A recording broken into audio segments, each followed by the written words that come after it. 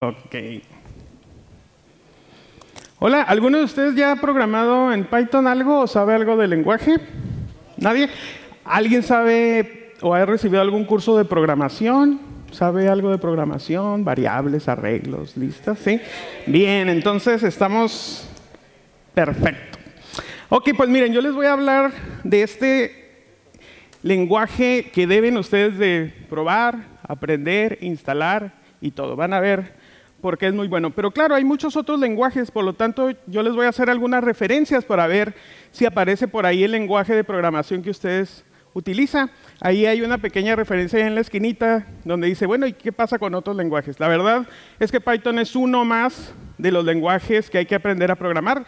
La idea principal, yo creo, de esta charla es que a lo largo de la carrera de un ingeniero de software realmente debe de conocer de varios lenguajes, ¿no? Y realmente gustarle aprender nuevos y ver las diferencias que hay entre uno y otro. Yo les voy a platicar de mi experiencia de Python, como decían. Entonces, como hay poquito tiempo, arrancamos. Lo primero que yo pensé cuando me mencionaron este lenguaje, así como ustedes, a mí me lo dijeron en español, más bien me dijeron, hey, hay un lenguaje que se llama Python. Y entonces realmente nos reímos buen rato porque nos imaginamos otra cosa. Pero realmente se llama así por este grupo de cómicos que de seguro todos conocen, de ingleses, Monty Python. Vean esa película si no la han visto y verán por qué. Pues Guido Van Rossum, el creador de Python, allá al principio de los 90s, pues era fanático de este grupo de cómicos y pues le puso al lenguaje así, bueno, en vez de Monty Python le puso nada más Python. Entonces, eso es bien importante, ¿no? No va con la serpiente ni nada, sino más bien con este grupo de buenos cómicos.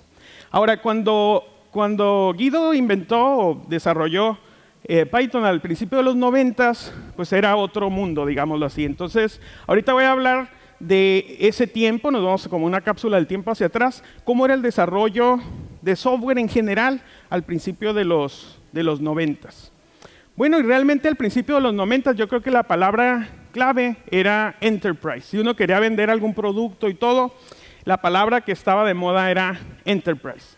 ¿Por qué? Porque en ese tiempo las empresas se dieron cuenta que los datos eran algo que valía bastante. Entonces las empresas dijeron, bueno, tenemos este gran activo, hay que explotarlo. Por lo tanto, se hizo mucho software de escritorio para Windows sobre todo, que lo que hacía era básicamente explotar todos estos datos con una arquitectura cliente-servidor, es decir, nosotros desarrollábamos programas que estaban en el escritorio y se comunicaban con un servidor central donde estaba pues el tesoro de las empresas, ¿no? Y la programación orientada a objetos en ese momento también era muy importante, así como los lenguajes para consultar bases de datos relacionales en su momento. En esta época, bueno, cuando surgió Python, fue diseñado al principio para enseñar a programar, etcétera. Entonces, como que no tenía un rol muy importante en su momento cuando surgió. Pero hubo algo que cambió el mundo, que fue la web. Entonces, la web al principio, a ustedes no les tocó, a la mayoría, eran simplemente páginas estáticas. Realmente era leer un documento en un servidor y se desplegaba en la página. Era genial, pero no era algo dinámico. Pero luego se les ocurrió a todo mundo crear páginas dinámicas, es decir, tener aplicaciones, no nada más un documento que leer. Y surgió la idea de tener, en vez de un servidor web, algo más potente, un servidor de aplicaciones. Y la idea aquí es que ahora, en vez de consultar documentos, se consultaba algo que generaba el documento. O sea, había programas que generaban las páginas. Por lo tanto, se requería manejar muchísimo texto. Entonces, estos lenguajes, como Python y otra familia que vamos a ver ahora, de script se le llamaría, pues tuvieron un boom, ¿verdad? ¿Por qué? Porque esos lenguajes son bien fáciles de programar, vamos a decirlo así, y además son bien buenos para manejar cadenas de texto, ¿ok? O sea, digamos que son perfectos para eso. A mí por ahí, por el año de 2000, me gustó mucho este servidor, AOL Server, el cual incluía un lenguaje como Python en el sentido de que es dinámico, interpretado, etcétera. O sea, tiene varias características parecidas a Python. Me gustó mucho, pero el lenguaje pues no tenía mucho peso, digámoslo así. Entonces yo lo abandoné y en los primeros proyectos de web utilicé uno que tal vez conocen algunos, ASP.NET, ¿no? Que empezaba esta, pues vamos a decir, revolución de .NET, etcétera. Pues me subí a la ola ahí y desarrollé mis primeras páginas en ASP.NET. Pero ya por ahí del 2005 me di cuenta, yo vi una presentación del framework Ruby on Rails y quedé maravillado. O sea, se me hizo muy bien, muy buena idea. Y la idea esta que yo recordaba de un lenguaje como TCL o TCL, que pues me brindaba, no sé, me daba mucho gusto programar en ese estilo. Entonces, pues me puse, aprendí Ruby, etcétera. Y por ahí andaba ese otro framework Django que salió un poquito antes, lo chequé en Wikipedia, salió un poquito antes que Ruby on Rails, pero no le di mucha importancia, pero andaba por ahí. Pero el problema es que las aplicaciones que yo planeaba hacer necesitaban de algoritmos de inteligencia artificial, estadística, algoritmos genéticos, etcétera, pero no había ese tipo de bibliotecas para Ruby todavía. Entonces me fijé y para Python realmente había muchísimos. Entonces dije, ok, pues ni modo, voy a tener que sacrificar Ruby y me voy a cambiar a Python porque tendría como mataría dos pájaros con un solo tiro, ¿no? Tendría las librerías que ocupaba y aparte desarrollar aplicaciones web como me gustaba, digámoslo así. Y por lo tanto cambié a Django y todo fue no color de rosa, sino más bien badass, vamos a decirlo así. Para mí Django, cuando yo pienso en Django, no pienso en el unicornio, sino que pienso más bien en la película de Django, porque pues ya ven que era bastante rudo, ¿verdad? Aunque aquí también no hay que engañarnos, Django se llama este framework así por un guitarrista pues, que todos conocen de seguro, que es Django Reinhardt.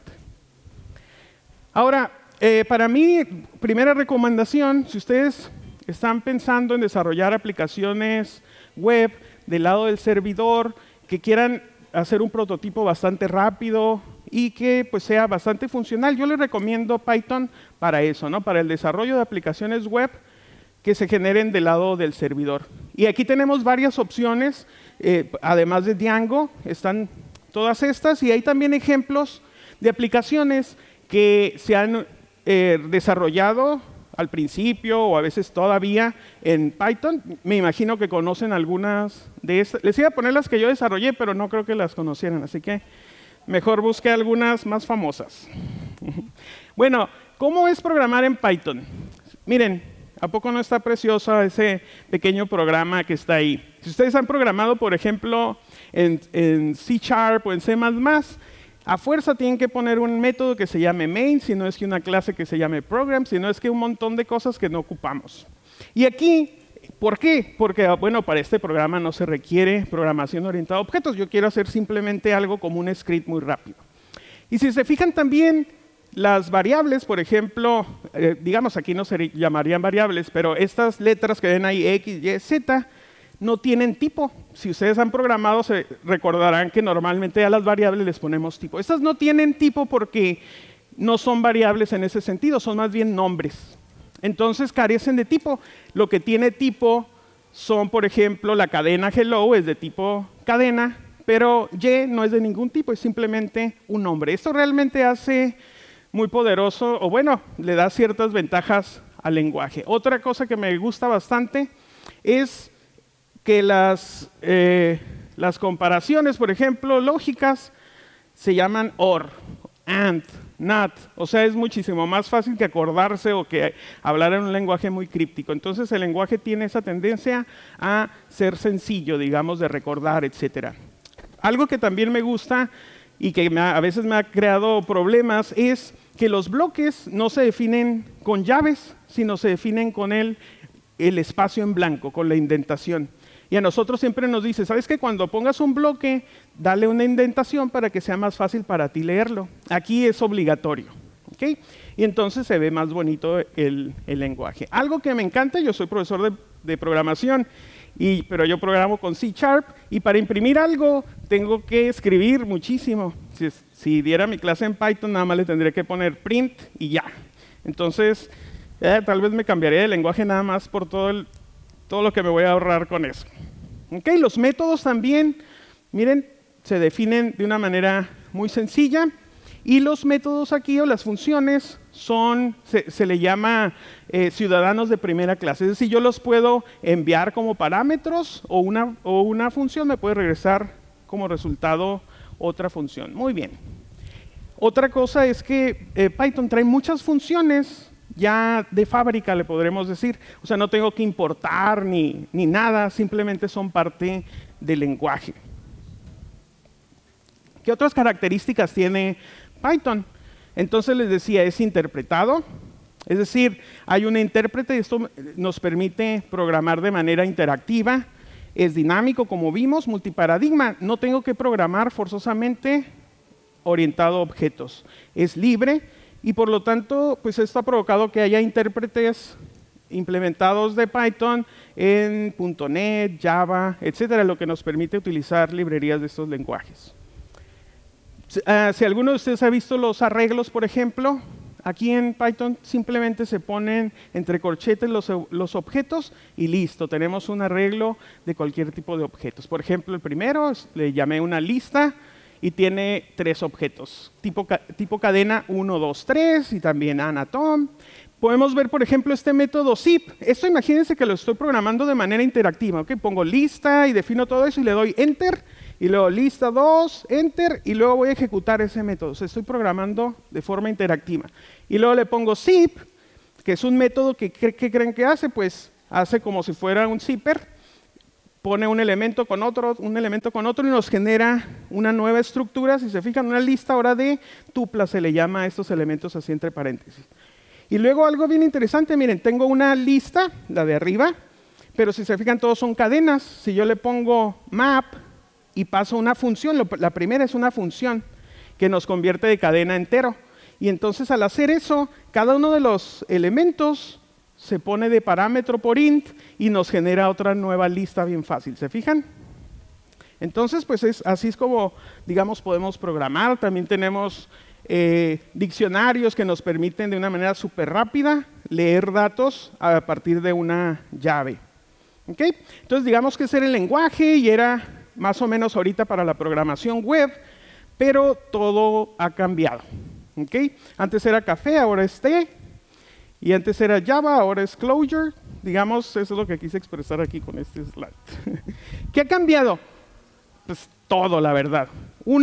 Ahora tenemos una gran capacidad de cómputo, hay muchísimos datos. Hoy hacemos descubrimientos científicos gracias a la capacidad que tenemos para analizar grandes cantidades de datos, como el famosísimo LHC. También podemos tener sistemas que reconocen patrones como los rostros, gestos, etcétera, o predecimos o creamos modelos que son bastante complejos y definitivamente no se podían hacer este tipo de cosas en los 90, no se tenía la infraestructura, internet, etcétera. Anteriormente, ¿se acuerdan quién es el que daba el dinero y el que quería hacer todo? Las empresas, ¿verdad? O sea, yo tenía mi empresa, entonces con el dinero de mi empresa me compraba mis servidores, etcétera. Ahora lo que hay son ideas que quieren ser empresas, ¿verdad? O sea, no hay dinero, pero quieren una idea y uno quiere hacer algo. O hay investigadores, científicos que no tienen el dinero para un data center, entonces surge esta idea de, bueno, si quieres te presto toda esa hilera de servidores por 1 hora y nada más pagas por eso. Es decir, no tengo que comprar todo el data center ni nada para utilizar solo lo que ocupo. Digamos que esto además me permite a mí analizar diferentes tipos de datos. Anteriormente eran básicamente registros de texto, etcétera. Ahora son videos, música, lecturas de sensores, etcétera. Y esa máquina que vemos ahí es algo bien interesante que nosotros podemos hacer y generar valor gracias a el procesamiento de estos datos. Digamos que es lo mismo básicamente que antes, pero ahora a una gran escala. Es decir, la información no nada más es la de la empresa, es la del mundo. Entonces, este tipo de computación, así de rentar pedacitos, se llama cloud computing. Cuando escuchamos esto de la nube, etcétera, la idea es esta de un servicio. ¿Okay? Y Python es bienvenido, digamos, es un lenguaje que es bienvenido en el cloud. Por ejemplo, Google creó su primera aplicación o plataforma cloud que se llamaba App Engine. ¿Se acuerdan que al principio le vieron a Guido, el creador de Python, lo contrató Google para que los ayudara a hacer esa parte de la nube? Es decir, en vez de ejecutar mi código de Python en mi computadora, la ejecuto en Google. Yo cuando fui a Google nos dieron una calcomanía que decía, mi otra computadora es un data center. Es decir, yo lo puedo utilizar, el data center de Google, para mi uso. PyCloud, que es un servicio que ya no existe, me permitía a mí nada más importar PyCloud y después con eso podía ejecutar métodos en Python, pero no se ejecutan en mi computadora, se ejecutan en los servidores de PyCloud. Realmente era muy bueno, pero lo compró Dropbox a esa empresa, pero se me hizo que se había perdido algo, pero ahora yo veo que la tendencia es un poquito a eso, a tener métodos que están en la nube. Entonces Python es bienvenido en el cloud computing. Por lo tanto, también que podemos nosotros hacer cierto tipo de aplicaciones con Python y bueno, con otros lenguajes que lo que hacen es explotar todos estos datos. ¿Está bien? Todos hemos visto cómo Facebook reconoce las caras de nuestros amigos y todo, y eso lo hace a partir de todas las fotos que tiene y de todos los tags que ha puesto la gente. Con toda esa información, pues aprende los algoritmos a reconocer los rostros, nuestro estado de ánimo, cuando escribimos con una fea letra, etcétera. Entonces les voy a hablar, digamos que otra aplicación bien importante de Python. La primera fue, ¿se acuerdan? La parte del web. Otra es Python para el análisis de datos, ¿okay? Para hacer este tipo de sistemas. Para este tipo de sistemas hay otras herramientas, por ejemplo, R, Excel, MATLAB, etcétera, algunas que no se van a ver hoy, pero que su objetivo es precisamente el hacer análisis de datos. Creo que Python en este nicho es un contender, digamos, es uno que puede luchar ahí por un lugar. ¿Por qué? Bueno, básicamente porque desde hace mucho tiempo tiene bibliotecas dedicadas a ese tipo de problemas. Una de ellas es NumPy, que nos permite hacer operaciones con matrices, álgebra lineal, etcétera, cosas que se ocupan para este tipo de cómputo. Algo importante, este tipo de computación no es exclusiva de desarrolladores, ¿okay? Los científicos, ingenieros, etcétera, pueden sacar muy buen provecho de eso. Finalmente, la ciencia se basa en datos, en experimentos, etcétera. Entonces, se puede hacer ciencia también con esto. Hay diferentes bibliotecas que nos permiten a nosotros procesar datos, analizarlos, hacer esto de plots y todo. O sea, por ejemplo, uno de los problemas que había cuando uno hace investigación científica es que en ocasiones los experimentos que uno tiene no los puede ejecutar otro científico. Y entonces, con ese tipo de tecnologías se puede compartir los datos y con herramientas como esta de IPython, otros científicos pueden ejecutar el mismo experimento y pues validarlo o tal vez mejorarlo. ¿Okay? Hay bibliotecas como estas se le llama aprendizaje automático, que hacen el tipo de cosas que les mostré, y hay distribuciones de Python, es decir, que empacan todas las bibliotecas que se ocupan y uno ya no tiene que estarlas instalando de manera independiente, sino que ya vienen empaquetadas. ¿Okay? Entonces, esta idea de métodos, algoritmos de ese tipo, ahorita me hacen una pregunta que igual les contesto a todos, me decían, bueno, y si están en la nube estos métodos inteligentes o algo, ¿cómo si yo lo estoy programando en C, ¿cómo es que lo podré utilizar? Y aquí la respuesta es que sí, ¿no? ¿Por qué? Porque imagínense que está en un servidor, pero la manera en la que nos comunicamos es por medio de peticiones HTTP. Es decir, como si en vez de estar solicitando una página, le mandamos los parámetros de lo que ocupamos y en vez de regresarnos una página, nos regresa el resultado. Entonces, digamos que ese es el truco. Todo se puede comunicar con todo mediante este mecanismo que tenemos de protocolo HTTP. Es una de las maneras, claro que hay otras, pero esa es la más universal. Les voy a dar rápidamente un demo de cómo sería una interacción, cómo analizo datos con Python, para que vean que es bien fácil. Vamos a suponer que yo quiero analizar esta serie de datos, que son unas lecturas que se hicieron del ancho y, bueno, ciertas medidas de las flores. Este dataset se utiliza mucho cuando uno está aprendiendo Machine Learning o este tipo de algoritmos. ¿Okay? Entonces, básicamente se mide y la idea es que, imagínense, con que nosotros sepamos esas medidas, yo ya puedo decir si es una iris setosa, versicolos o virgínica. Digamos que eso es lo que queríamos lograr. Pero ahorita lo que vamos a hacer es nada más analizar esos datos que teníamos en Python.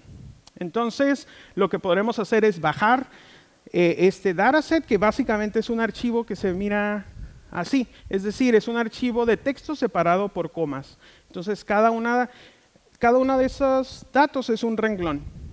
Entonces, lo que hago en Python, miren, en la primera línea, en la 1, lo que hago es abrir el archivo y en la 2 imprimo todas las líneas del archivo.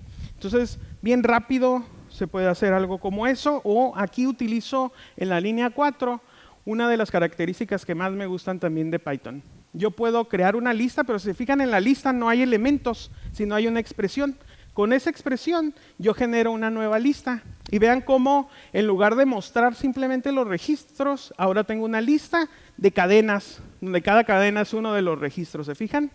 Entonces digamos que ahí estoy. Aquí la idea es que uno empieza a programar así, bueno, a ver, ya llevo un pedacito, voy a ir mejorando mi programa. Entonces me doy cuenta de que no, lo único que ocupo es quedarme solamente con estos números. Quiero desechar lo demás. Aquí lo que hice también, si se fijan, es que era al principio una lista de cadenas y con ese método split hice una lista de cadenas ahora. Entonces ya voy separando los datos. Y pues ejecutando ahí estas expresiones sencillas, por ejemplo, la 13, ya tengo precisamente los datos que quiero. ¿Okay? Ahí fui aprendiendo, pero ya ahorita todo mi programa son 2 líneas nada más, la 12 y la 13. Con toda esa expresión yo ya extraigo más bien de datos de texto, datos que yo quiero y ya están en el tipo adecuado. Si se fijan, cambié también, ahorita los datos que mostramos ahí son objetos tipo float y los convertí con el método map que utilizamos anteriormente. ¿Okay? Y con esto, ya si lo paso a NumPy, puedo seleccionar, por ejemplo, esas 2 columnas y con esas 3 instrucciones, con esas 3 líneas, me va a arrojar el plot de las 2 variables que estoy leyendo. ¿Okay? Entonces, todas son las medidas, medida del ancho del sépalo, por ejemplo, y largo, y cada puntito azul representa uno de los registros. Entonces, de alguna manera, ya estoy observando si se fijan, cuáles son las características de esa flor. Voy a analizar otra y nada más otra instrucción y vemos que con las medidas es bien fácil separar entre esos 2 tipos de flor.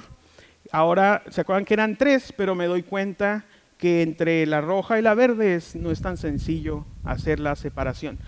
Aquí la idea es que después de aquí yo voy a entrenar un algoritmo para que pueda de todos modos hacer la distinción. ¿Okay? ¿Se fijan? De una manera muy rápida puedo yo ya analizar datos. Aquí lo voy a pasar así muy rápidamente, pero esto sería utilizando la otra biblioteca de pandas. ¿Okay? De una manera muy rápida también obtengo el resultado. Bueno, para cerrar yo quisiera recomendarles este libro, sobre todo de inteligencia colectiva, que es un libro que habla de técnicas de Machine Learning utilizando Python de una manera muy sencilla y amigable. Si alguien quiere empezar a aprender esto, yo creo que ese es un excelente, excelente libro y está programado en Python y tiene los ejemplos, etc. Y también para lo de pandas y ese tipo de cosas, pues también el libro de análisis de Python es una buena opción. Okay, bueno, les dejo aquí mis contactos por si alguien tiene alguna pregunta o se quiere poner en contacto conmigo. Pues no sé, sería todo, no sé.